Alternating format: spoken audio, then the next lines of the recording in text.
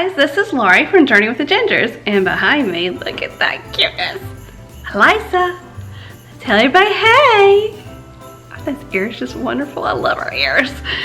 Anyway, today for Vlogmas, I'm going to show you how to make what we like to call Christmas crack, or you can call it salted toffee, but whatever you want to call it, it's delicious. And I'm going to show you how to make it, and it's a very simple recipe, and it's perfect for giving as a gift to others. So let's go. What you'll need for the recipe are some saltine crackers, and we like premium saltine crackers. Also, you'll need some semi-sweet chocolate chips. I like to use the mini ones. Also, you need some vanilla extract. You need some unsalted butter.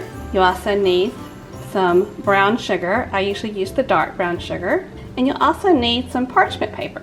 And by the way, if you're not subscribed to our channel, please do so. We hope you're enjoying this 12 days of Vlogmas, and if you are, please give this video a thumbs up. The first thing you want to do is to fully line your pan with parchment paper. I promise you, when it comes to cleaning up afterwards, you will thank me later. The next step is to start placing your saltines on the pan. And honestly, you just line them side by side until you've completely filled up the pan with your saltines. Now all my saltines are lined up just as I wanted them to be, and now I'm going to put this pan to the side.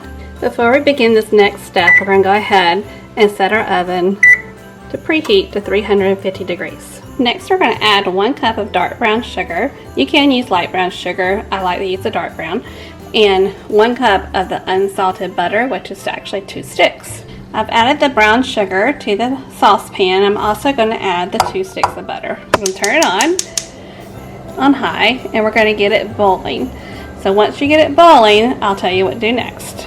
But the secret is to stir it as you go, because you definitely don't want to burn the sugar or anything like that, because that would make it taste nasty. But you stir it as you go until it comes to a boil. Once you get it to a boil, like it is right now, you're going to lower your heat, low, and you're actually going to let it boil like this on low for 3 to 5 minutes. I'm going to go with probably 3 minutes and stir it as I go, because I want it to get thickened, but I don't want it to burn. And also, if you're using a smaller pot, this pot's pretty nice size, but if you're using a smaller pot, really watch it, because it could actually bubble over. It's 3 minutes. I've turned off the stove, but I'm going to also remove it from the heat source totally, just to let it cool. I'm going to let it cool for 30 seconds, and then I'm going to add the vanilla. You don't want to cook it with the vanilla because it gives it a strange taste. So wait about 30 seconds to allow it to cool down just a little bit, and then we're going to add some vanilla. So next we're going to add 1/2 teaspoon of vanilla extract and stir. Remember, this is not on any heat while I'm doing this. This is on the cooling area of my stove. It's like some good toffee to me. What about you?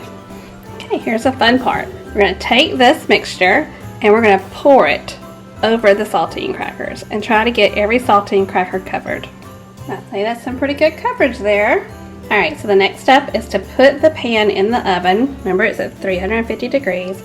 Put the pan in the oven for 5 to 7 minutes. I'm going for 6, just to stay in the middle.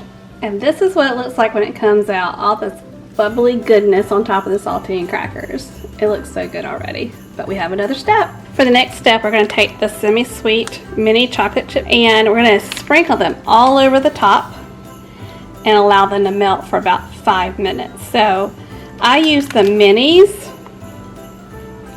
because I like how quickly they melt. That's why I choose to use them.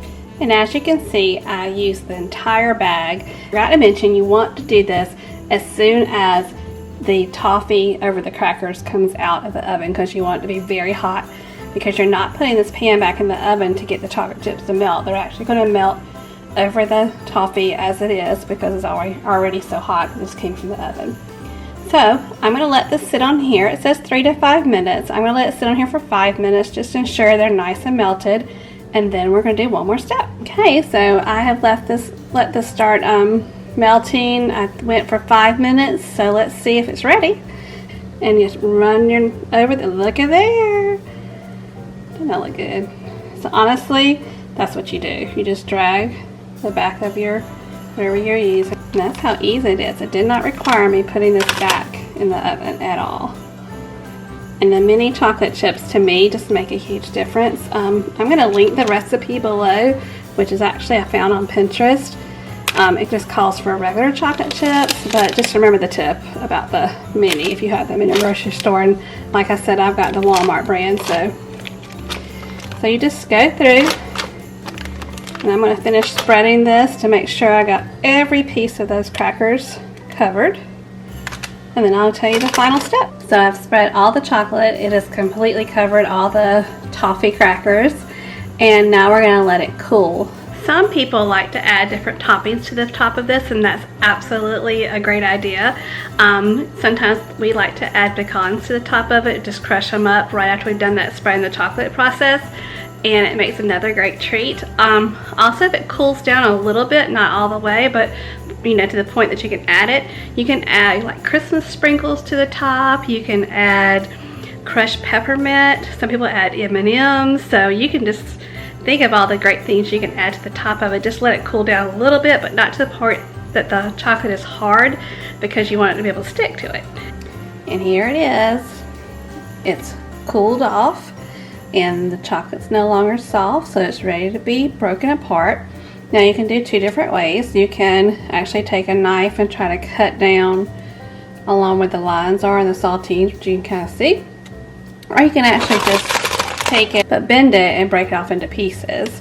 Either way is fine. It just depends on how you want it to look once it's ready to be served or gifted. And here we are. It's all boxed up and ready to give as a gift. I bought this cute little tin from the Dollar Tree, so it's the perfect size to give to someone, and it's a nice treat for Christmas.